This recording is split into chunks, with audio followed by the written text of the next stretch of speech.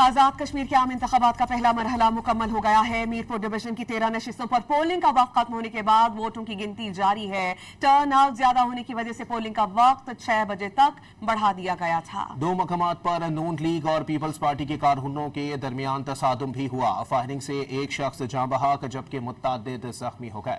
आजाद कश्मीर में इलेक्शन के हवाले से पहले मरहले के हवाले से रिपोर्ट मुलाहिजा कीजिए।